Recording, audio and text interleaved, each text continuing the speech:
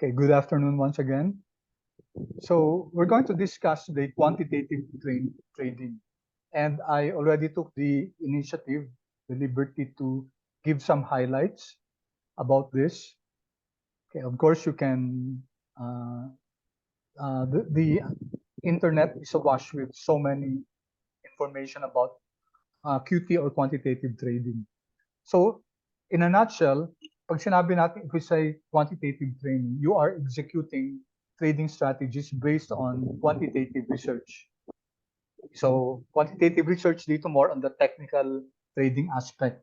Yung different indicators, or you'll be using the different indicators in combination so that you come up with a plan as to when to buy or when to hold or when to sell. So, ang ginagawa sa quantitative trading, you start with a hypothesis. Tapos nagkakaroon ng data, crunching, mathematical computations, so that you come up with profitable trading opportunities in the market. Okay? Ang usually na inputs na ginagamit, price and volume. Of course, may iba pang pwede pang gumamit ng ibang information. Yung iba naman, part lang to ng isang whole na strategy which involves both yung technical at saka yung fundamental, no? So ginagamit pa yun, of course, ng iba, no? At least yung fundamentals. Okay, so those who go into quantitative trading are called quant traders. Okay? So according to research, ang key to be successful in QT is to be able to scan the environment and identify right opportunities. Tapos dapat trading strategy, solid dapat. Tapos kailangan bina-backtest. No? So magre-create ng model, then you have to backtest it before really deploying this in the real trading. Okay? So ang ginagamit na mga tools, MATLAB, R, Python. Okay, R and Python are the most popular ones na ginagamit sa quant trading. Yung algo trading naman, this is a subset of QT. No? Tapos ito, pareho din, quantitative model siya. Kaso, ito more on, ang gumagamit ito talaga yung mga institutional investors. So medyo malalaking machines na yung ginagamit nila dito. Tapos usually no? Very complex mathematical models para nila ma-execute yung orders. Tapos very minimal lang yung human intervention dun sa pag ng model. So algorithmic trading, sabihin natin, is on a higher level than quant trading. Although part lang si algorithmic trading ng quant trading kasi ito mas sophisticated yung mga modelings dito. Of course, hindi naman natin gagamitin yung algorithmic trading. We'll just come up with a simple quantitative trading. Okay. So usually magkakaiba, of course, yung strategy sa quantitative trading. Function yan ng how long will you undertake the trading window? Gano'ng katagal? Tapos, ano yung risk profile ng tao na gumagamit na to? Okay, of course, alam natin na ang connected sa risk profile, yung risk and reward ratios. No?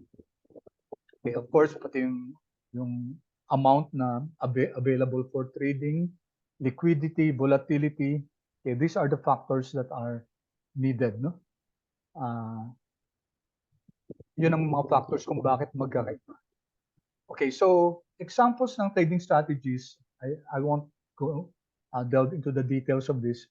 Yung momentum, you can use momentum strategy, mean reversion strategy, market making strategy, and intraday momentum. Okay, I'll leave you guys to go through this. No? Okay.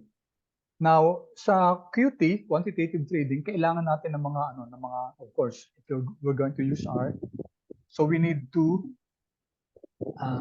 use certain package. Diyan na siyempre yung quant mode, diyan na si performance analytics, ggplot2 for plotting, tapos si dplyr for data manipulation, tidr for the other packages, no, which come with it. Si Lubidate sa ano to, sa mga date objects, no? And then I think for each, this is for coding, no? Kasi gagamitin natin yan dun sa, not yet today, but for the, gagamit tayo ng mga functions na tayo gagawa, no? But of course, we don't have to reinvent the wheel. Kasi kung tayo gagawa pa ng ano, ng functions natin, wala na, mauubos na yung oras natin. To be honest with you, I'm not a computer scientist, no? So ako, ang ginagawa ko pag dinidiscuss ko to, nagre-research ako ng ano, tapos iba, nakakagawa din naman ako ng codes na simple lang, no? But not that complicated or complex ones. Kasi hindi naman computer science ang background ko. And I think, if I recall it right, wala naman sa inyong computer science yung background, no? Tama ba? Finance po ako. Finance. Si Ella, di ba finance ka rin? Yes po, sir. Pati si Leonard, di ba? Yes, sir. So wala naman sa ating, very good, kasi wala naman sa ating, we don't expect na that this subject is not really, the main intention is not to make computer programmers out of us. Ang kagandahan naman ngayon, there are already many built na mga functionalities on quantitative trading which we can adapt.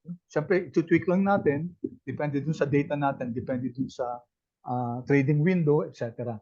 We can easily do that, no? Pero marami ng gumagawa ng mga ganyan, and kagandahan ng community sa R, they share this data, they share these codes that's used for quantitative trading. Okay, so I think I introduced this already to you before. When we install packages, pwede ng combination ng i-install at saka i-library siya, no? So kindly run this. I won't run it anymore kasi na-run ko na siya.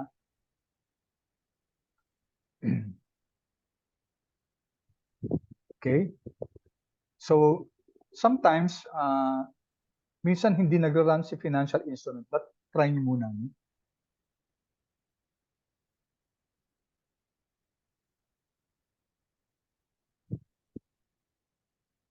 Okay, and then tell me if you were able to install the packages.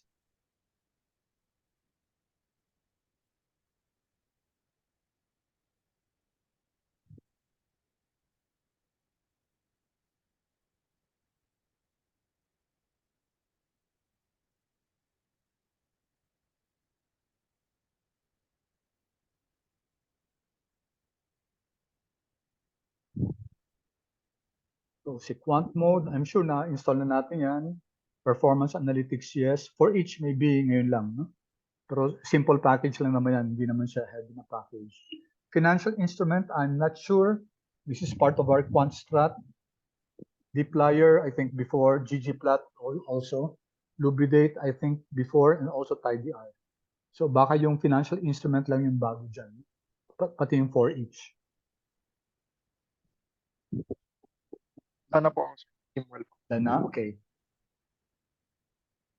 Okay, let's wait for Leonard and Ella. Okay na din po, sir. Okay, Okay na? na, sir. Okay, all right. Now, hiniwalay ko tong quant strat kasi minsan minsan mapili siya minsan sa, I don't know kung sa machine mismo, but try to install yung quant strat. Pag nag-install, good. Pag hindi, we will have to do something. Sir, not available in R? Ayun, oo, hindi siya available sa R. Hindi pa siya na-propose sa R. I'm not sure why. Napakaganda nitong package na to. The rest, we're able to install. Hindi po, sir. Okay. All right. Most probably hindi rin na-install ni Leonard dyan. No?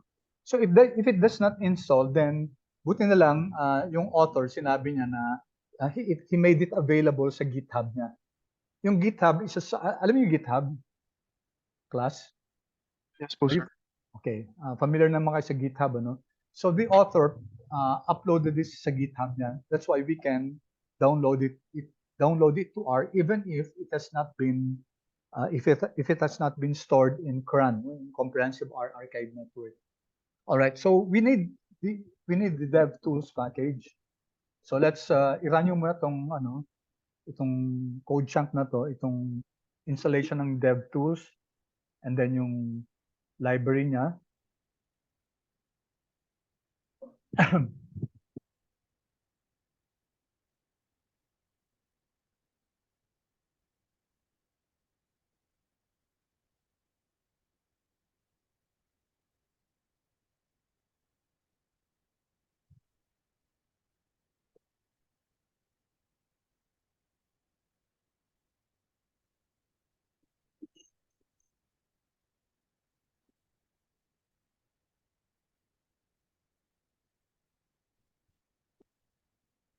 When you're done, guys, pakisabi.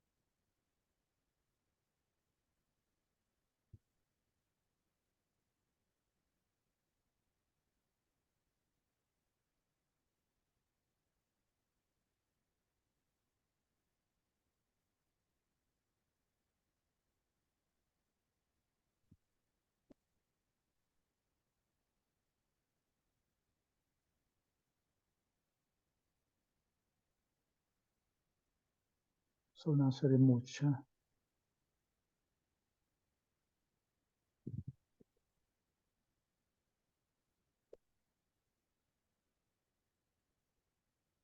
Yan.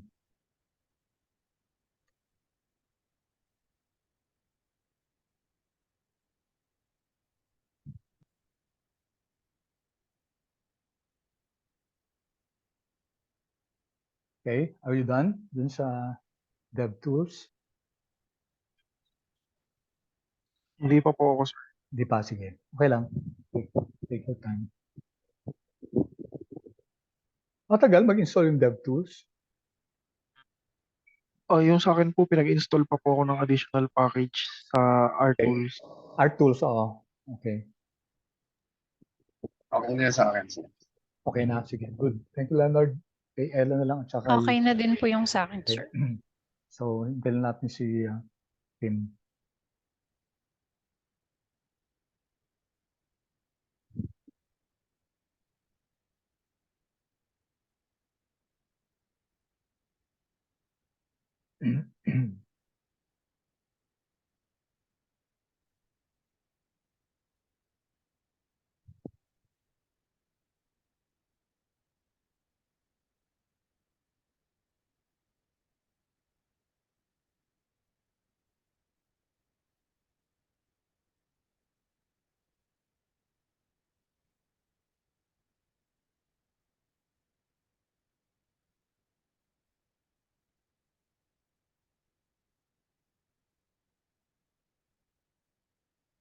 Lagay ko nga sa anong package tong sa remotes package.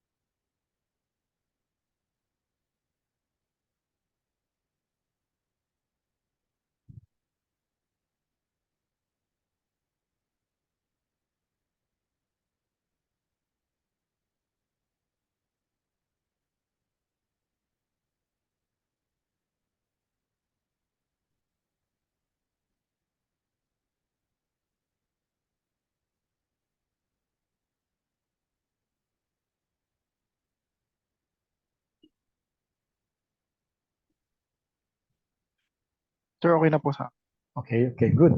Thank you. Okay, so we need to install itong blotter at saka Quantstrat. Okay, hindi ko na siya install kasi na-install ko na. So, paki-try nga i-run tong install from GitHub yung if you take a look at GitHub, no, itong tutorial niya, yung first dito is the repo, yung repository, yung pangalan ng repository. Yan, repo. Repository address in the format username, repo, tapos subdirectory. Okay, so ito yung repository Braver tapos Flutter, Braver at saka Quantstrat. Okay, so once you're done, kindly tell me.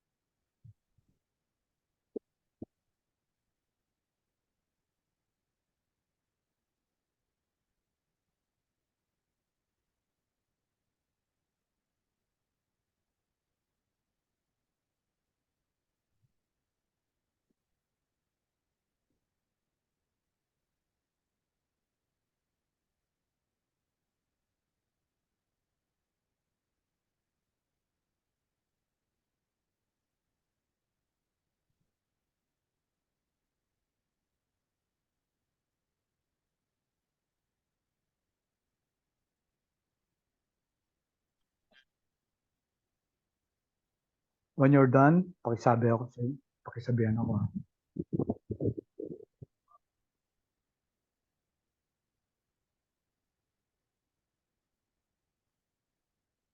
Bali, kailan kayo graduate, guys? Ilang terms pa?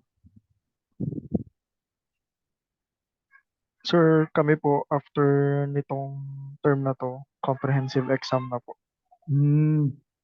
So pag comprehensive, yung paper hindi kailangan thesis, Yes Parang po, oral. project paper lang. Opo. Good. Pusin nyo na para graduate na.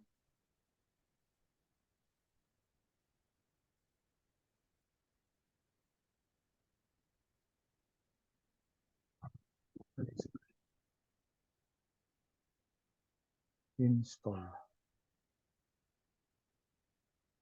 Don't install. Doble pa. Use.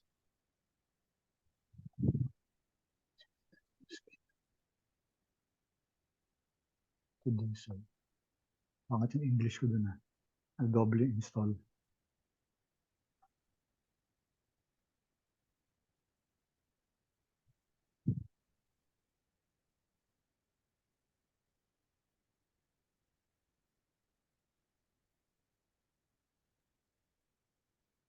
Hello sir, okay na po ako dun sa Brave Rock. Okay. Hintayin natin si Ella at saka si Leonard. So, na-install na yung Quantstrat. I-check mo nga dito. I-check mo dito sa sa packages. Check natin, for example, Quantstrat. Okay. Yan, dapat may lalabas ng Quantstrat. Here. Quantitative Strategy Model Framework.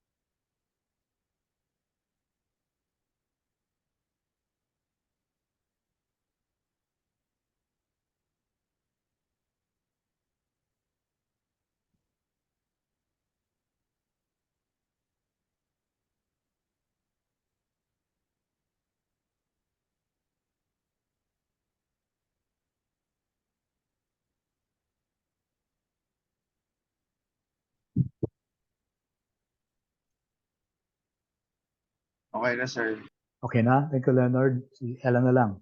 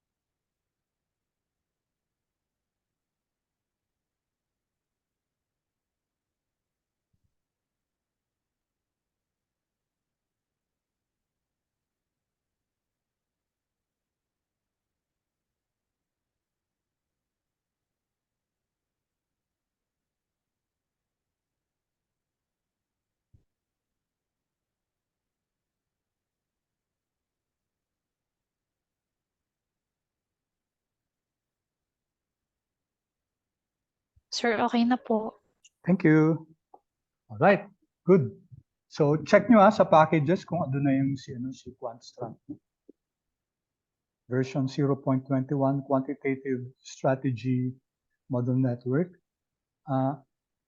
May mga functionality siya na medyo similar kay Quant Mode, pero this takes it really a step further kasi strategy formulation na to no? Quantitative Strategy Model Framework. Si Quant Mode okay lang sa plotting, sa pag-compute ng mga indicators, pero hindi siya magagamit for trading strategy. Ang magagamit talaga natin for trading strategy si Quantstrat. Okay, so let's do some codes here that you'll be needing for your paper kasi parang ano muna, exploratory data analysis muna sa paper nyo. No? Siyempre, dapat may introduction mo yan bago tayo mag trading strategy. Okay, so these are just some notes in case you're not able to download. Linagay ko lang for okay, so ito pwede natin hindi download kasi this is just an example, parang quick review lang to. You're familiar with TED spread naman yata, ano? Anyway, binigay ko dito yung meaning niya. Okay. So, this is just a quick review of how to get stock prices from using quant mode. Kunyari yung get symbols natin. Ito medyo hindi nag-run to. Ang ganda nitong, gusto ko tong, ano na to itong, how do I call it? It's a rate, no? Kaso, if you run this sa Fred, okay, wala nang values, You do not get the XCS object. Let's go to TED. Pakita ko lang So copy natin to. Okay. So let me just show kung ano nangyari dun sa TED rate na yan. Na-discontinue na, no? Discontinued na. However, you can still download it. Okay? Yan, dinownload ko, no? And you'll get hanggang December 1 na lang January 1 na lang yata. No? So I wonder why, hindi ko alam kung bakit nila diniscontinue tong rate na to. Okay. All right. Anyway, we were supposed to download that. So, sige, anyway, practice na lang, no? So let's download. I gave you a file, di ba, yung TED rate. We can import that data set just in case you forgot, no? It's a CSV file. So let's suppose, kasi so far what we have done was to use directly, import directly from either Yahoo or dati from Wandayata, from Fred. But if you're importing it from an Excel file or a CSV file, I'm not sure if we have discussed this, pero na-discuss ko na yata, but just in case.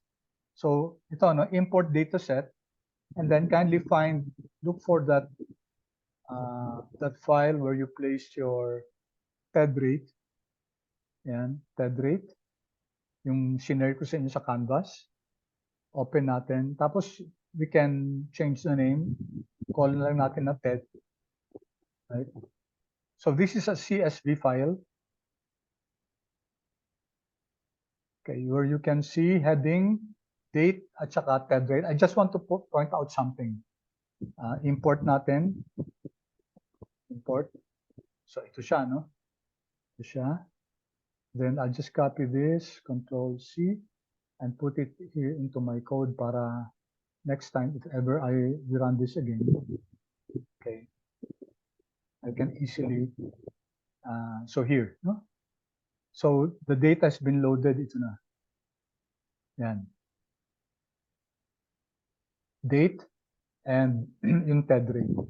Okay, if I get the structure of this data, of this object, structure ni TED, enter. Okay, you'll see that this is a data frame, and kapag nagda-download tayo nag-upload tayo nag-import tayo ng CSV file, you can see here that the date is treated as a character and the rate itself is treated as a character. So usually ganyan pag CSV, nagiging character yung mga variables. Okay? So we can so if you're going to use this to convert a column into numeric or a date, we can use the as.numeric and as.date. Okay, just in case you encounter this, para sure lang na, kasi sa project nyo, baka you might get stalled just by simple things like this. No? So to convert it into numeric and to date, you can use the as.numeric and then as.date function. Okay, just look at the code, very simple. We're using TED, and then yung dollar indicates that yung subset niya, yung column na TED rate, we're replacing the TED rate, no? As numeric ni TED rate. Okay, so if we run this, pati yung sa date, as that date, okay. Alright, so si date naging date na ngayon, okay? And then si TED rate naging naging numerical na.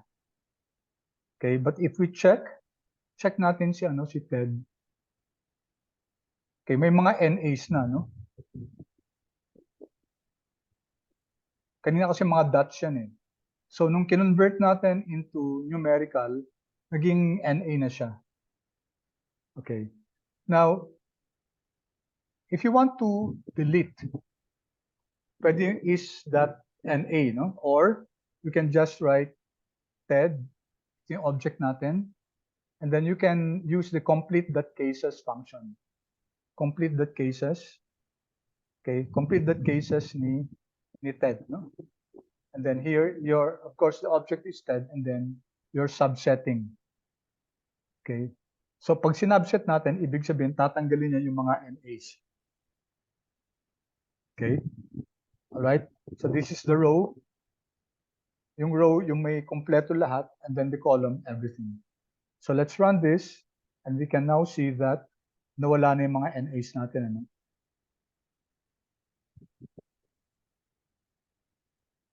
Okay. And then, we can plot it using, pwede naman yung basic plot na lang from base R, yung plot, or ito from ggplot. This is from the ggplot2 package. Alright, so this is the data. So the complete code for this is data is equal to. So saan daw yung data galing? Date. And then yung aesthetics, you identify the mapping. We have here the x-axis, and then this is the y-axis. Okay, ito maganda sa ggplot kasi layer siya, no? When you're plotting, layer siya. If you just plot this, walang mangyayari. Okay, I highlight this, no? And then Control Enter. What happens? Okay, you see that it's empty, no? Na-identify lang natin yung mapping, yung x-axis yung date, yung y-axis yung TED rate. There. You can see that the plot does not have anything yet. You have to now incorporate to put the layer of the plot object. No? So we're saying geom line, make it a line. And linalagay natin yung color ng geom line will be red. And then we're giving this labels, X label, okay, Y label. No? Okay, so sabi natin, ilagay niya yung geometric line, no? Line ang ipa-plot niya. And then make it colored red. And then naglagay tayo ng label ni X. Okay, wala nang label si X. Pero si Y, pinalagyan natin ng label as daily prices. And then yung GG title, yung TED spread. So let's run this. Okay, so kasi sa project nyo, class, kailangan merong ano muna, may mga initial presentation ng plot ng object. Okay, so here we can see the TED spread, yung plot na. Okay. All right, then we can also si VIX naman, no? Okay, ito si VIX index siya, no? So it's tracking the volatility of S&P 500. Yun ang VIX, volatility ng S&P 500, itong pinaplot ni, you know. So this is available sa ano sa Fred, but I gave you a file. I just want to show you something, no? So sige, i-import ulit natin si VIX CLS. Oops. Sorry. Environment. Import dataset natin. Okay, and then let's import the file that I shared with you. And that's your VIX CLS, di ba? Tama ba? VIX CLS. Okay, VIX CLS, you have the date. And then, okay, you have VIX closing. Okay, if you notice, may mga dot dito, di ba? Ibig sabihin may mga missing values. Dot. Okay, there are several ways to address missing values, but that's not the scope of this course. You can actually impute data to that. Ano ibig sabihin ng imputation? Kung anong gusto mong computation, for example, gusto mong median, palitan yung missing data na yan, pwede yun. No? So kukunin yung median ng data, and then it will replace it with the median value. Okay, so import natin. Let's call it VIX na lang, VIX. VIX. Okay, import. Alright, so ito yung code natin sa nasa console. Okay. Okay. So view natin ito na VIX. Alright, so may mga missing values tayo. Okay. Alright, if we get once again the structure of this one, structure ni VIX. Alright. So character din, ano? Yung date character, yung VIX closing price character din. Okay, and then let's convert into numeric, as that numeric yung variable na VIX closing. Okay, run this. Okay, ano nangyari?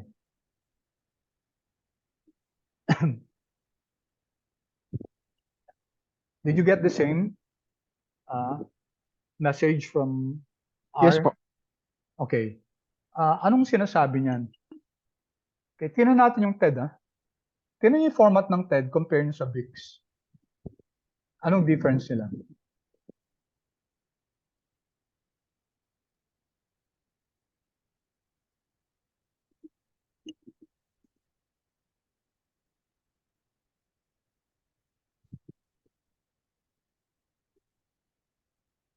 What's the difference?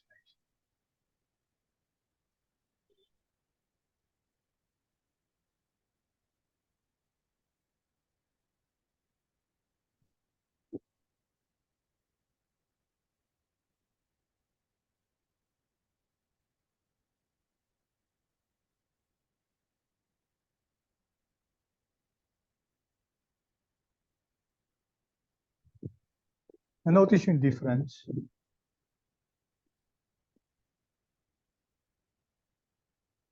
Yung date po, sir. Ni Ted at saka ni Dix.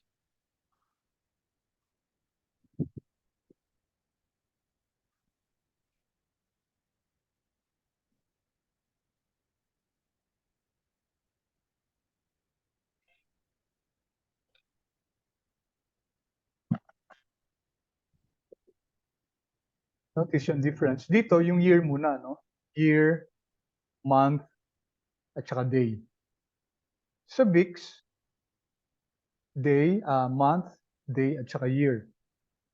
Okay, so hindi niya binasa to. Kasi ang default niya, pag nag-a-as that date, ang default, dapat yung data natin naka year, month, day.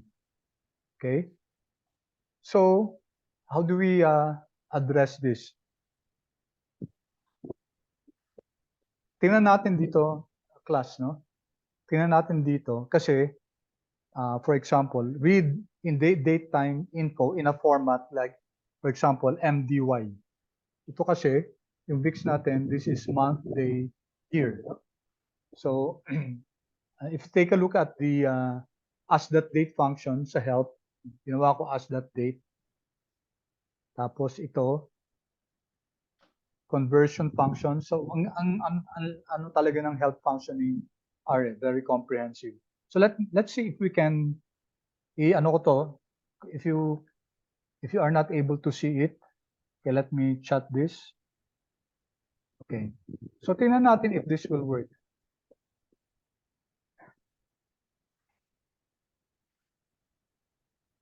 Dikit ko lang muna dito. Yan. Ang dates natin is yung VIX date, no? Control C, Control V. Tapos, we're specifying na ang format niya is, kasi yung format natin, month, day, year, di ba? Yan, percent month, percent day, percent year.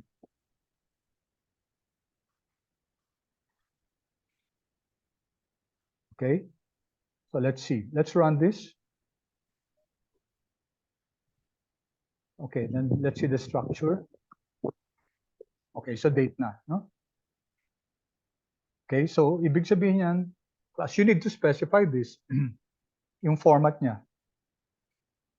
Otherwise, nag-e-error siya, no? Hindi, ang default kasi, pag wala tayong linagay, ang format nyon, ganito, year, month, day. That's the default. But since the variable that we have, si VIX, ang ano niya, ang arrangement niya kanina, month, day, year. That's why we have to specify na yung date natin naka month, day, year. Okay, nung kinonvert na siya sa date, as that date na, take a look, di ba? Nag-ano na siya. Yung standard format dito, no? Which is year, and then month, and then day. Okay? Were you able to get it? Na transform ba?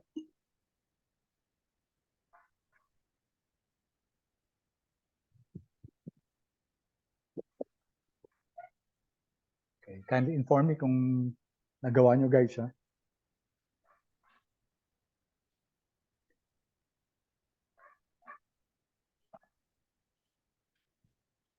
Okay na po, sir. Okay, let's wait for Ella and Leonard. Okay na rin, sir. Okay, thank you, Leonard. So si Ella na lang. Yes po, sir. Okay na, okay, good. Kasi I discovered one time, yung mga students naman, yung students ko sa undergrad, ang ginagawa nila. So, I pointed out to them yung yung difference ng date, no? So, ang ginawa nila, minodify nila yung minodify nila yung VIX na data set, ginawa nilang year, month, day. Okay, pwede rin naman yun, ano? Sabagay. Pero pwede naman diretso na kahit naka ano siya, kahit naka month, day, year. Okay lang yun. Mag-a-adjust si R. Okay. So again, ito, kasi may mga NAs din si VIX. Okay, so we can remove that. Kasi baka yung data set nyo na gagamitin, may mga missing dates. So what do you do? Tanggalin nyo kasi magkakaproblema kayo sa pag nag-ano na kayo. Pag pag ginamit nyo na yung data sa mga functions. Alright, so same then. Let me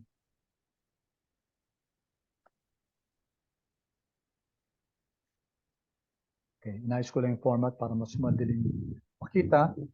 Okay, again here, using the VIX dataset, your aesthetics to, no? Ang complete name. And it means imamap mo yung kung ano yung x-axis at saka ano yung y-axis. Okay, and then plus, kung ano yung object, binigyan natin yung color. Tapos ito, X label, walang label sa X. Y label is daily prices plus yung graph title, GG title, VIX prices. If you run this, you can see here that mapaplot na yung VIX prices natin. There. Okay? Super powerful talaga yung ano. If you're really bent on learning R, one of the packages that I suggest that you really learn to study, learn to use is ggplot2. Yun ang library nito. Yun ang package niya. So we can see here the plot. Okay, ang ginamit natin line. No? Here. Ito yung geom line. Okay, let's proceed. All right. So ito na yung gagamitin natin sa ano, no? So ida-download na natin itong mga ETFs na to, which we're going to use for our quantitative trading strategy. So parang doble ano to, no? Double purpose. We're able to learn the codes and or review pala kasi na ano na naman natin ito na. We have already studied this. Okay, bakit nandito yung comma? Ilipat ko lang yung comma kasi alanganin siya dito. No? Okay, yan.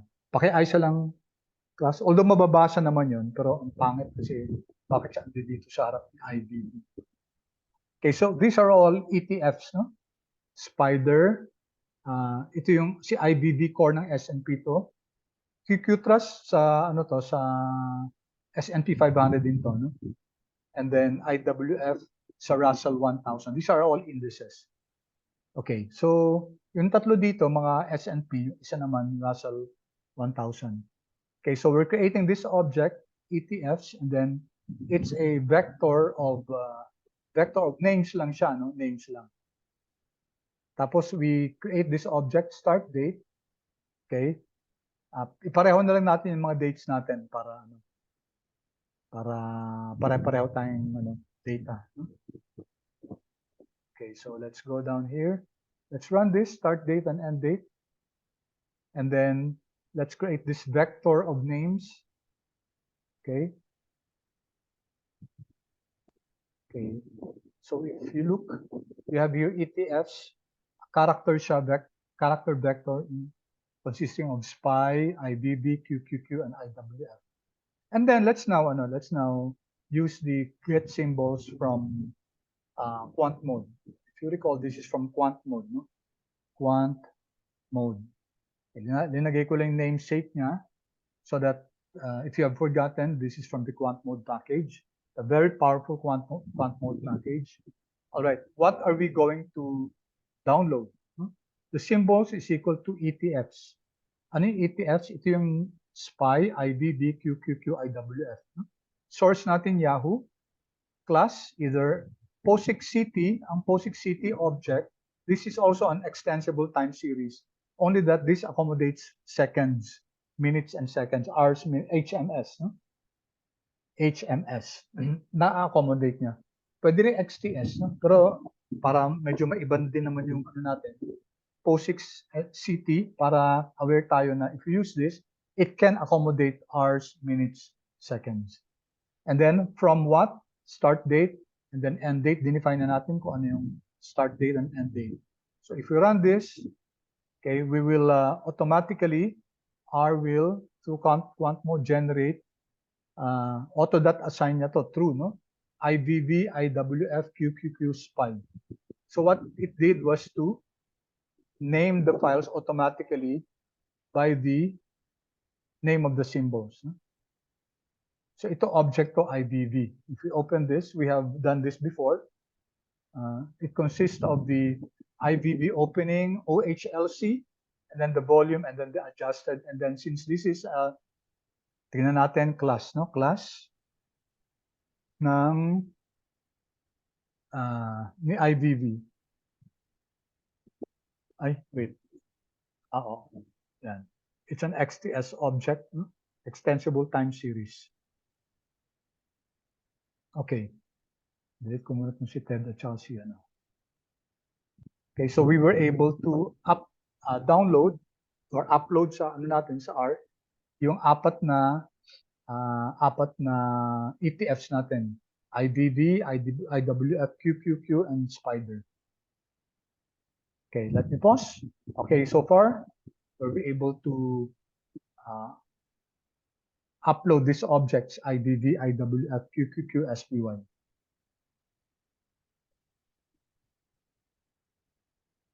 Okay? Okay na po, sir. Okay, thank you. The Leonard and Ella, are you okay so far? Yes, sir. Okay.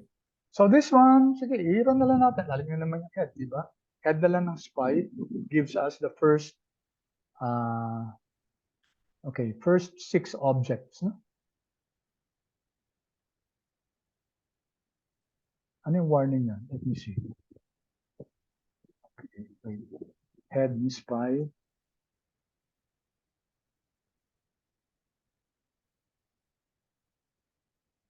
Okay, this is open, high, low, close, adjusted. Medyo na gumalaw yung heading niya, no? So this is the index. All right, you know that, pang review na lang yan. Tapos head or tail si QQQ will give us the last six observations. Okay. All right, then we can create objects. Kunyari gusto lang natin yung opening ni IVV, you can do that. No? The object, the function is OP, or high, or low, or close, or volume, or adjusted. If we give names to it, then mag-create siya ng object na ang pangalan IVV open, and it will only contain yung opening na IVV. So let's just try one. Yan, may object na IVV open. Okay, and then it will only contain yung IVV opening price. Okay, so you can extract objects from your XTS object, extract a particular column, and then create an object out of it, so just like this one. Okay, so I presume no questions here, no? Kasi review lang natin to eh. Nagawa na natin to dati. Okay? Alright, sige. Punta na tayo dito sa konting 1, 2, 3, 4, 5. 5 indicators lang. We will not discuss the details of this. You're supposed to di ba may assignment kayo yung different indicators, and familiarize yourself already with the different indicators. Exponential moving average, itong relative strength index, yung ADX, average directional index, etc. Okay, average true range, a stochastic oscillator, and each of these indicators have their own role to play as far as in crafting a trading strategy. Of course, hindi naman lahat ng indicators ginagamit. No? Some are quite, let's say, biased for some indicators. Depende dun sa strategy na ginagawa. No? Okay, so the command for the EMA, for generating the EMA figures, is EMA. No? So dito, in-append ko lang yung round to 3 decimal places. And usually yung N yung lag ni EMA is usually 14. Pero pwede rin natin ibahin, no? Okay, calculate the EMA exponential moving average for a period of 14 Okay? If I run this, so nag-create ng EMA dito, no? And if I take a look at the EMA, notice, no? Wala yung first 13. Simula lang siya sa 14. Okay, and then there's a formula to compute for this. Okay, ano yung kinuha natin ng EMA? Si SPY. Did we open SPY? Hindi natin in-open si SPY. Okay, i-run ko nga si SPY. Ito na lang. I'll open SPY para makita natin. Alright, so this is SPY. Okay, so yung command natin ng EMA dito, exponential moving average. Okay, yung closing ni SPY ang gagamitin. Closing ni SPY, so kukunin exponential moving average. And it's similar to the simple moving average. Kasi si simple moving average, kunyari,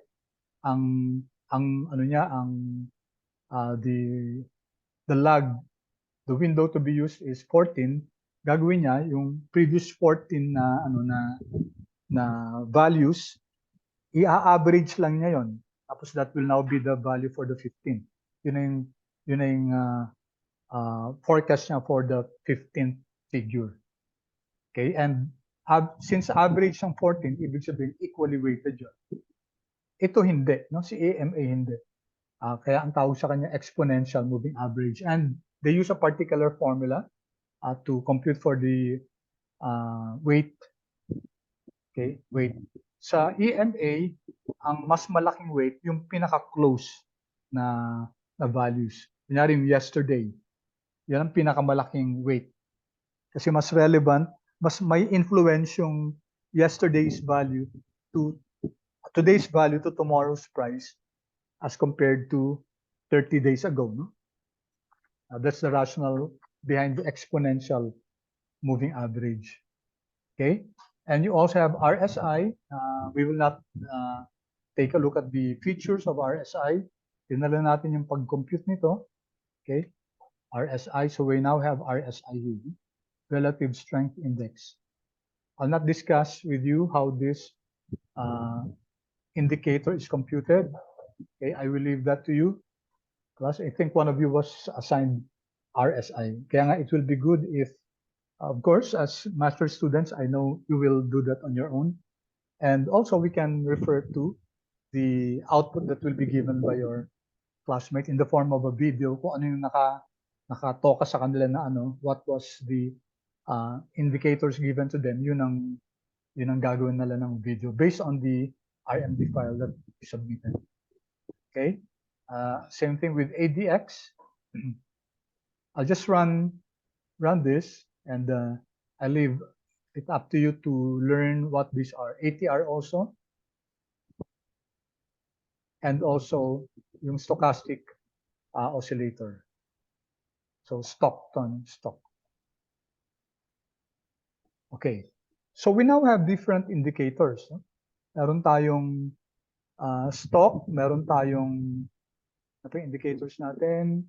We have ADX, ATR, EMA, and stock, no? RSI, sorry, yun ang mga indicators natin. Okay, but so far they are separate objects. No? Now, if we want to put them together, pagsasama-sama natin siya, because that's what you're going to do in your project. No? Pagsasama-sama niyo yung mga indicators. So here, let's create the, kasi we did this for SPY, di ba? Mga indicators to ni SPY. So here, I'm creating this object, SPY indicators. Okay, and then I'm going to put them as a data frame. And then we're going to use the column bind. So pagsasama-samahin natin in columns yung closing price ni SPY, si RSI, di ba? May RSI na tayo. May ADX tayo. Wait, tingnan natin na. Okay, let's take a look at ADX. No? Si ADX kasi, if you take a look at ADX, okay, hindi lang siya isa, no? It's not only one column. So there are some indicators that when you generate, they give us different values. Okay? So dito we're saying that RSI kasi isang ano lang, no? Isang column lang yung generate ni RSI. Take a look at this. There, isa lang siya, no? Pero yung iba, like what I mentioned, ADX, so we have to specify if you want a particular, just a particular indicator. So dito, gusto natin yung ADX, no? ATR, yung stock, yung fast K. Okay? Sinama natin si fast K at saka si fast D. Let's take a look at stock.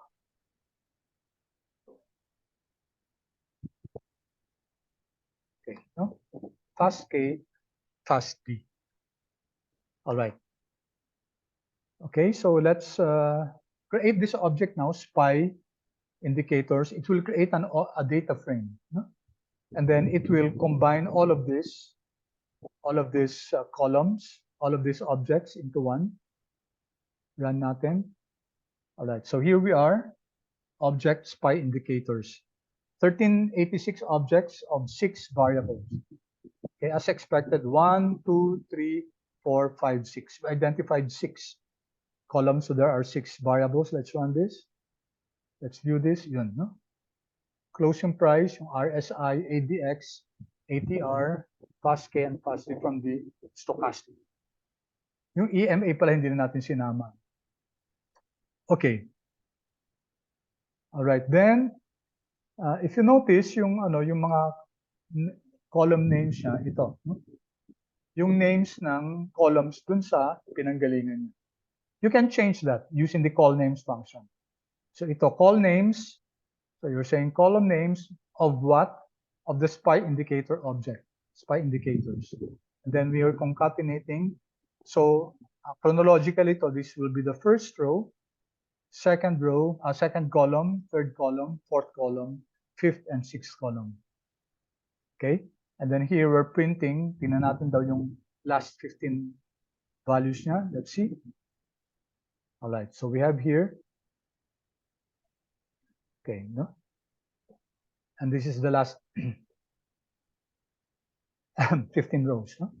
So si SPY, si RSI, ADX, ATR, K-line, and D-line. Okay, so it's a good way to present your data. Okay, so column names lang yun, no? Okay. All right, ito, now you'll be needing this, no? Kasi usually ang ina-analyze, hindi yung prices. Ang ina-analyze natin yung returns. Okay, so let's compare kasi diba we have this for ETFs, no? Si QQQ, si IWF, si IBB, sino pa? IBB, IWF, QQQ, and si SPY. Apat yung ano natin, no? Apat yung ETFs natin. Okay? Which ETF has the best performance in the whole period? Doon sa dates na binigay natin, start and end date. Okay, what is their performance per year? Okay, you can actually answer this question. So, but first, let's create an object where we have the returns. Okay, returns of the ETFs. So here, I'm creating an object called adjusted returns, and then, so pinagsasama-sama ko na, no? Data frame. This will create a data frame. And then C-bind, column bind. Anong gagawin niya? What will it do?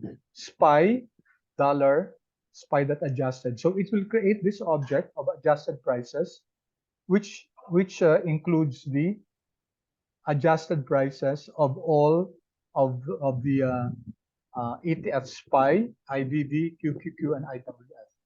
All right, so let's run this. Itong adjusted prices na to, control enter. All right, meron tayong adjusted prices. Okay, if I click this, yan. So mga adjusted prices na yan. Okay, so very, very convenient to work with data in R, in particular quant mode, no? Kasi quant mode we were able to upload the adjusted prices and then co-collect na lang natin, no? By using cbind and then data frame tapos cbind. All right. Hindi ko na iaano yung head.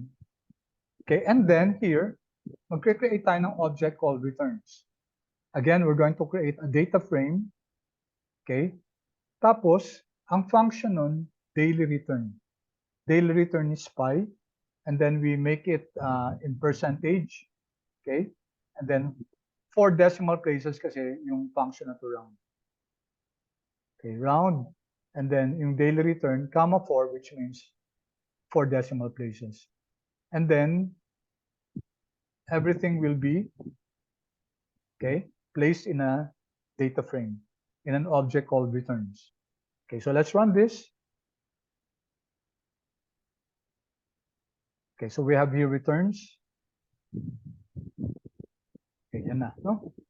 Daily returns 1, daily returns 2, daily returns .3. Of course, ang pangit ng ano, no? Ang pangit na name. So we will have to modify that using call names. Okay, so here, column names ng object na returns, I'm going to use the call names of ETFs. Ano ba si ETFs? Di ba vector yan, list yan, di ba ito? ETFs, SPY, IVV, QQQ, IWF. So gamitin natin yung object na yan, ETFs, so that yung mga columns dun sa returns na may mga pangalan na napakapangit, intuitive, daily.returns, daily.returns 1, nag-default lang siya sa parang 0, then .1, .2, .3. Okay? So, run na natin to para mabago lang yung returns natin. Let's see. Ayan, nabago na. No? Okay, of course, you can use any other name. All right. Pause muna. I might be going too fast. Okay. I'll give you a few seconds to run also. Baka I might be going too fast. And then, please, tag ito? Comment if okay. Okay na po. Okay.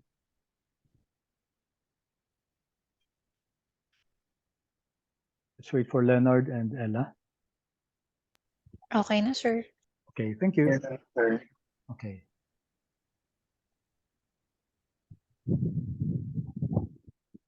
Alright. Mabilis ba ako? Tama lang naman, di ba? Kasi parang review na lang natin ito. Parang medyo maano tayo sa oras. No? I don't want to be really eating up into your night. No?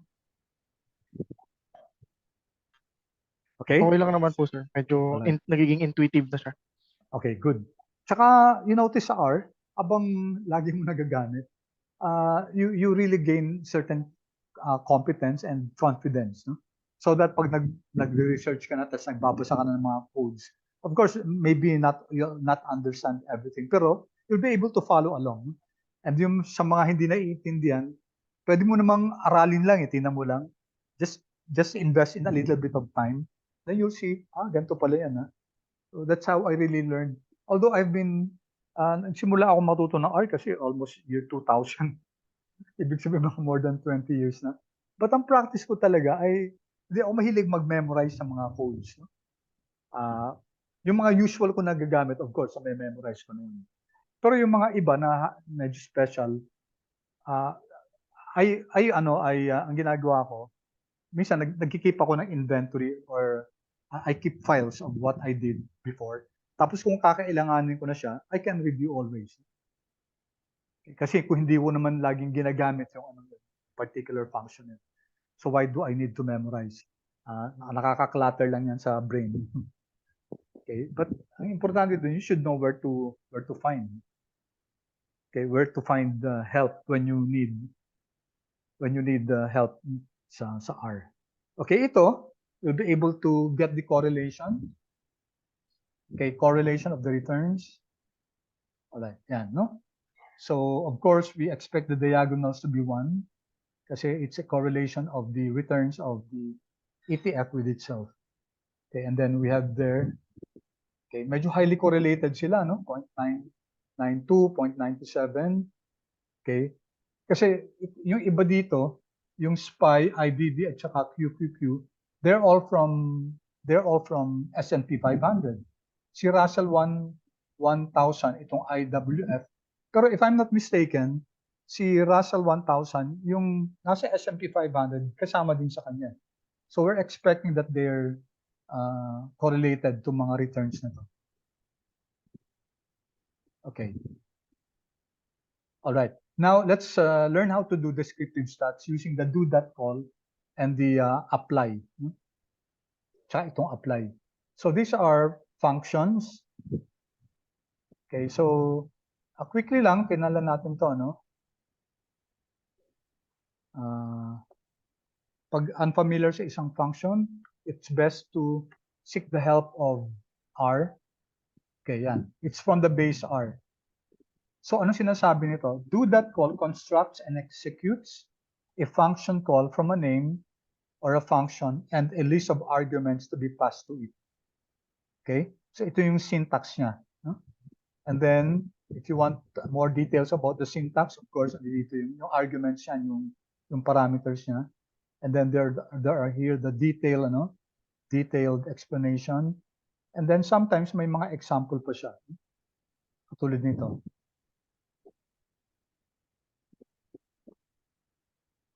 Okay, for example to. Do that call complex. Okay, wait, natin ko lang complex, let's see. It looks like it's a special name nga siya. Okay, yan. Yung complex is a complex numbers functionality. Okay? Okay, sorry. Ayan. Function siya. Okay? Balik ako. Ay, okay. Let me go back. Okay, so let's try to run this. Para just to illustrate yung do that call. Control V. All right. So do that call, ang function natin complex. And then ililist natin 1, 2, 3. Okay, ang i-generate nito yung complex number from I, yung 1 up to 3. Diba? 1 plus 1i, 2i, 3i. Okay, that will, 0 plus 1i, 0 plus 2i, 0 plus 3i. Yan. Okay, and there are other examples here. Okay, ito naman letters. No?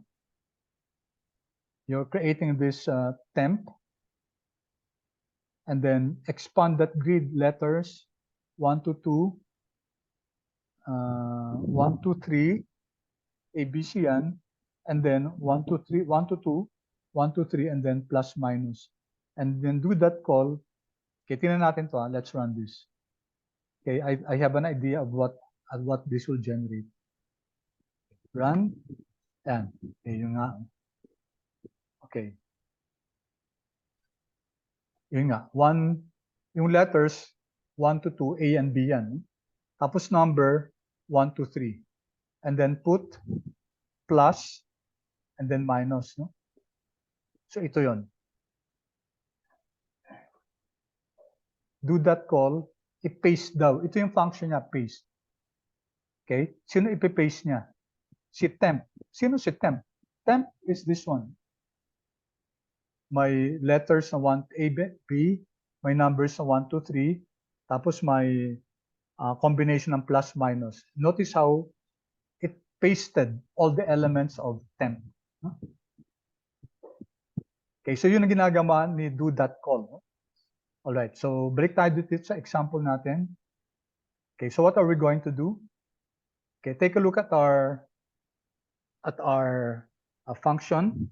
Itong apply naman, by the way, ito kasi gagamitin natin sa apply dito, no? It returns a vector or array or list of values obtained by applying a function to margins of an array or a matrix. So ginagamit natin yung apply para mag-generate ng matrix. Matrix ng ng returns daw. 1 pag naka-row wise, 2 column wise. Tapos anong gagawin niya? mean. Okay, and then standard deviation, median, minimum, maximum. So these are the descriptive statistics na ipapalagay natin. Naka-round siya into 4 decimal places. Okay? Alright? Okay, sige, tingnan natin to. Ha? So, do that call, ano yung function? Data frame.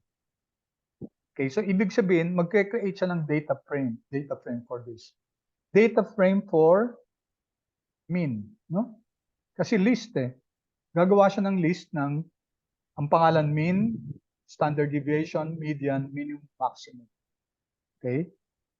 Alright? Sige, i-run natin to. Run muna natin to.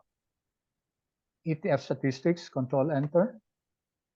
Alright. So we now have this object, no? ETF statistics, 4 objects of 5 variables. Okay? Take a look at that, no? Object natin, SPY, IBB, QQQ, IWF, and then yan, mean, standard deviation, median, minimum, maximum. All right? So doing applying combination ng do that call at saka yung apply, we were able to generate this. Okay? And mas maganda yata kung yung variable natin yung SPY, yung mga ETFs yung nasa taas, can just use the transpose function. T stands for transpose. I-transpose natin yung ETFs. Okay? So you get this. Yan. Andito yung SPY, yung mga ETFs natin, tapos andito yung mga descriptive statistics natin. Of course, pwede natin dagdagan yan ng CURT or kurtosis. Okay? Okay, you can identify here kurtosis. Okay, sige, lagay nga natin dito, subukan natin. CURT yata yung function niya, no? Okay?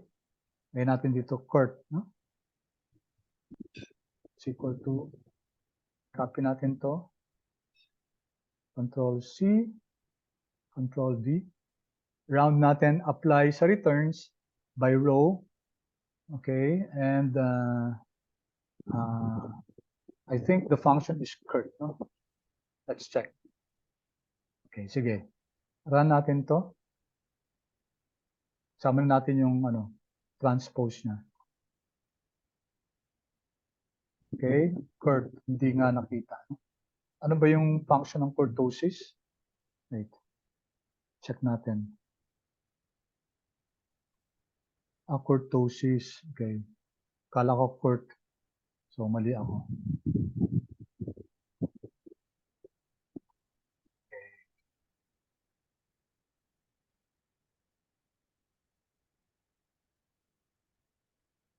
Kurtosis dapat. Kurtosis. Yan. Okay, yan. Kasama si kurtosis. No? Yan. Pinangalanan ko lang ng CURT. Pero yung function niya, kurtosis.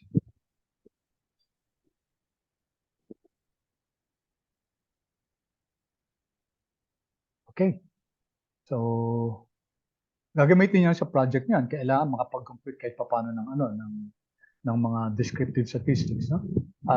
What I'm doing now is actually I'm preparing for your finals. No? Okay. At the same time, learning the functions of coming from the various packages. Okay, so if you want to, sa discussion nyo, kunyari, gusto nyo malaman kung ano yung highest returns ng period, okay, you can use this, okay, this function which, okay, returns, kunyari, returns ni, kasi remember yung returns, okay, saan yung returns natin?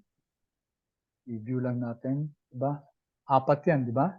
Returns ni SPY, IBB, QQQ, IWF, no? Okay, kunyari, gusto natin hanapin yung pinakamataas na returns ni QQQ.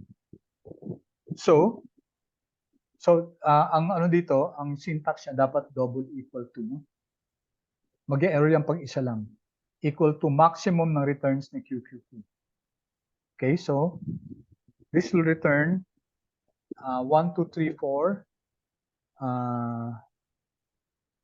Okay, 1, 2, 3, 4. L, this is, hindi. Wait, 1, 2, 3, 4. So si QQQ, let's see. Kaso walang index, no? Okay.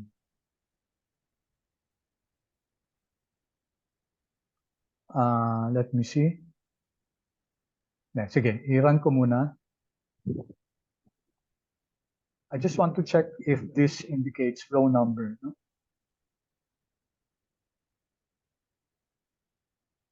Asa na tayo? Okay, here, returns. Okay, dito pinapa-subset niya, no? Pinapa-subset niya yung object na max returns. Control Enter. And then this one. Okay? So si QQQ, ang return niya at this, no? This December 26, 2018, 6.24. Ito yung pinakamataas. Now, let me check. Returns. Okay. N row. Tignan natin na N row.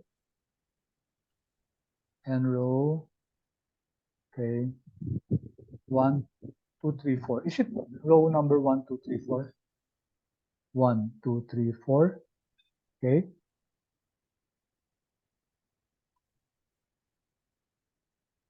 Okay.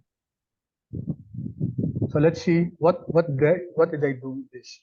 Sinasubset ko yung row number 1, 2, 3, 4. Okay, and then lahat ng columns kasama.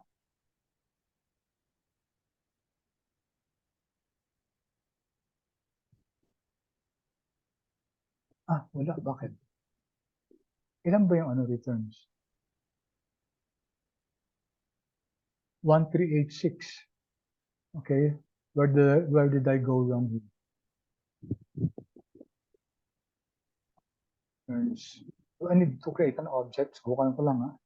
Create ako ng object called A, and it's the subset of the returns ng N row. Row 1, 2, 3, 4.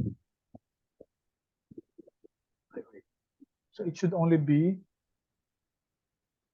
dapat 1, 2, 3, 4 lang. Okay, mali yung code ko yata. So row 1, 2, 3, 4. Okay, tanggalin ko ulit to.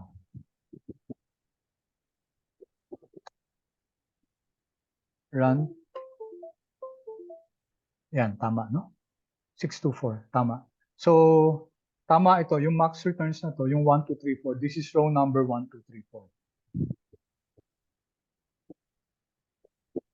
Okay? If ang gusto natin, yung tingnan natin kung let me just copy this. Control C.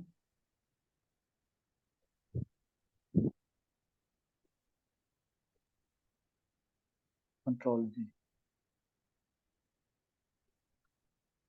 Okay, what if I don't identify? Gusto ko yung pinakamataas sa lahat, no? Regardless of the ETF. Okay, so max return 4,006. Ito, tingnan nyo 4,006 kasi, okay, ang bilang niya ngayon, kasi lahat to di ba? Lahat to. So,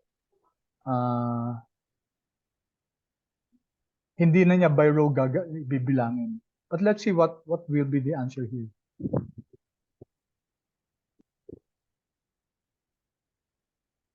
So, mali, no?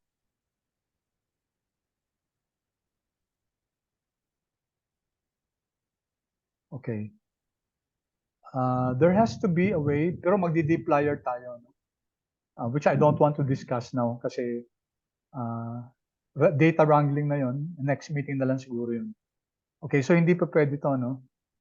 Okay. We cannot use this because data frame tayo So ito yung buong data, pinapahanapan natin, which is equal to maximum returns. So, which returns na maximum. So hindi niya pwedeng gawin kasi it's a data frame. So dapat ang pag-ano natin data frame. Ang pag-treat natin ng object is a data frame. Alright. Okay, sige. So let's move on. Let's continue with this. Okay, what are we doing here? So we're going to create an object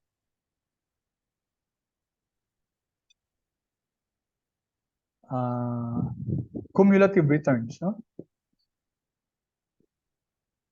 So mali ito. Sorry. Dapat to cumulative returns. All right.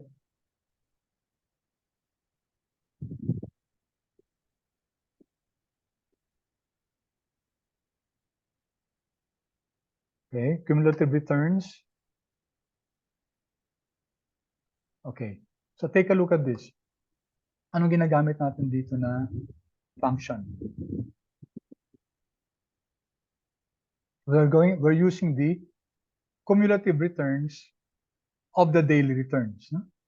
So pinapakompute natin yung daily returns, okay, ng each of the ETFs, again times 100, and then 4 decimal places kasi yung round function dito. Okay? And then yung first dito, yung first column will be the date, okay, coming from the index ni SPY. Okay, take a look at this. So you have this function, this column called date, and then it's the index of SPY. No? And then you have this, yung daily return, tapos i-cumulate niya, i-add niya on a daily basis, isa-sum up niya yung mga returns. All right, so create this object, cumrets, run natin. Okay, and then let's view this, cumulative returns. There.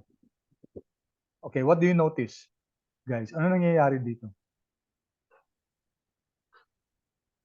Ano nangyari?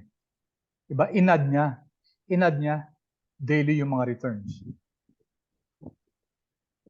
Okay, so it's adding up all the returns, and that's what the cumulative returns will give us. Okay, sige.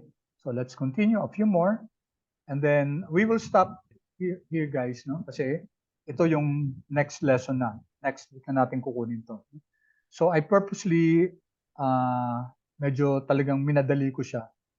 Sorry for that kasi kasalanan ko na delay to. And actually, I don't want us to be extending beyond 6 o'clock kasi alam ko may mga ano pa kayo.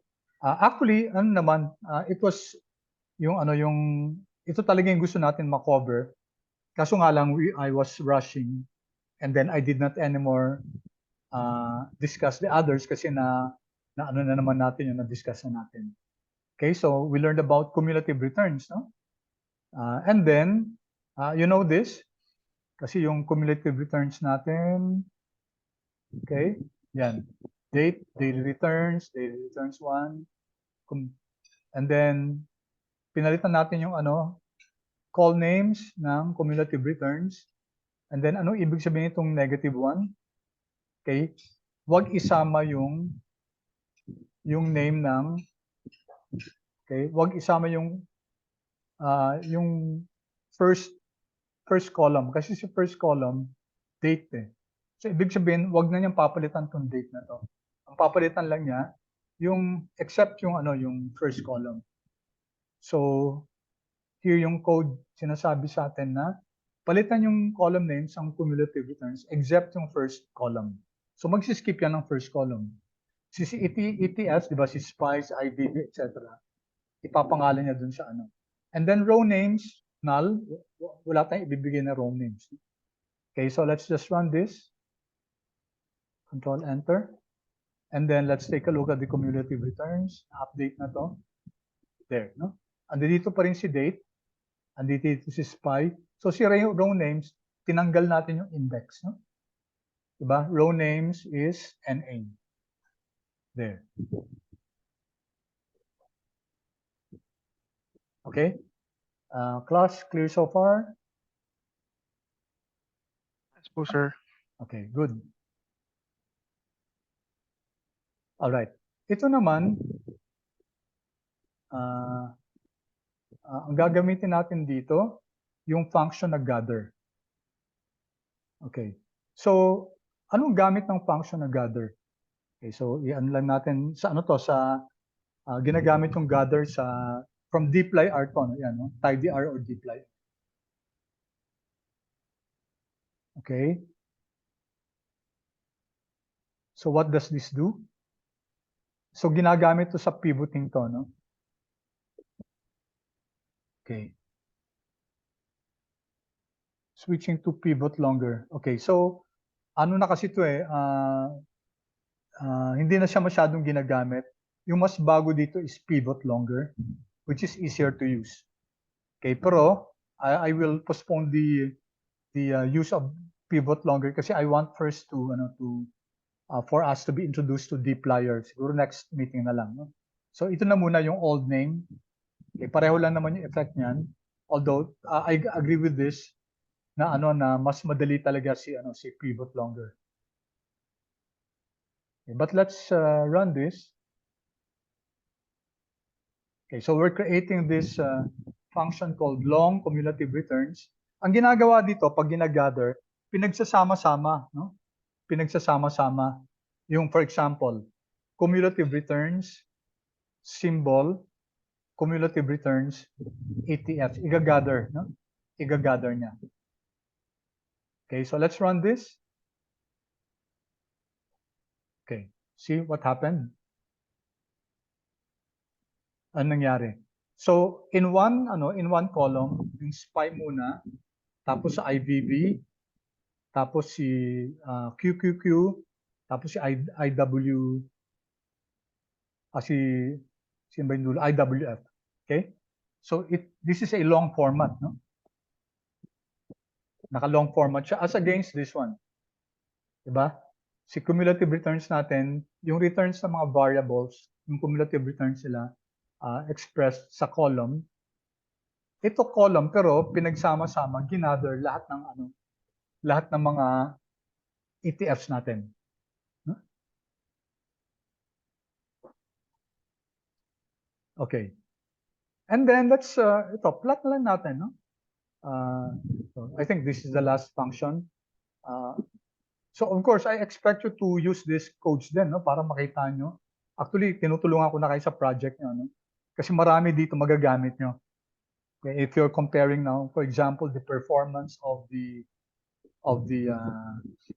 okay, bakit kinonvert natin into a long cumulative returns? Okay, we did that so that we can plot it using ggplot. Okay, so sandali ayusin ko lang tong kasi mas maganda maayos yung code yan. Okay, there.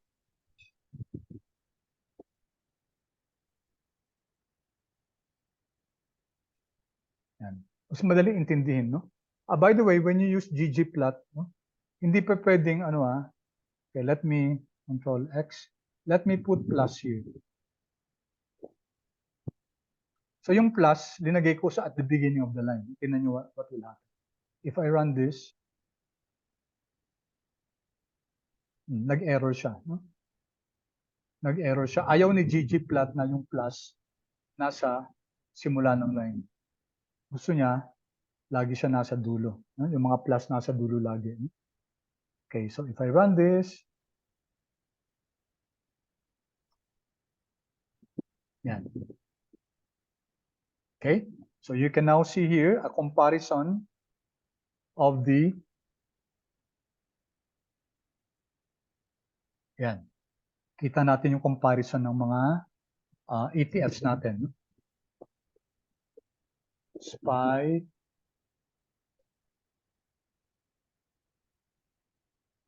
at hindi ko makita si asa na si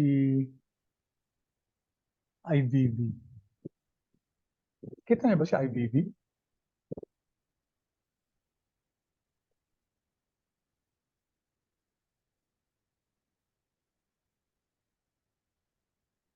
Parang wala si IVV, guys? Parang dito yung symbol niya. Sa ko lang ba? Dito lang sa print ko? O sa inyo din? Or, meron siya ito. Masyado siyang kalapit ni ni SPY, no? Okay? Yun pala. Andun pala, hindi ko lang masyado nakita. Okay. Ito siya yung... So, halos trinatrack niya rin si SPY. Si Spider. Alright. So, okay, most of the functionalities here, class, you'll be using in your project. So, this is already a big help for you. So, itutuloy natin to next meeting.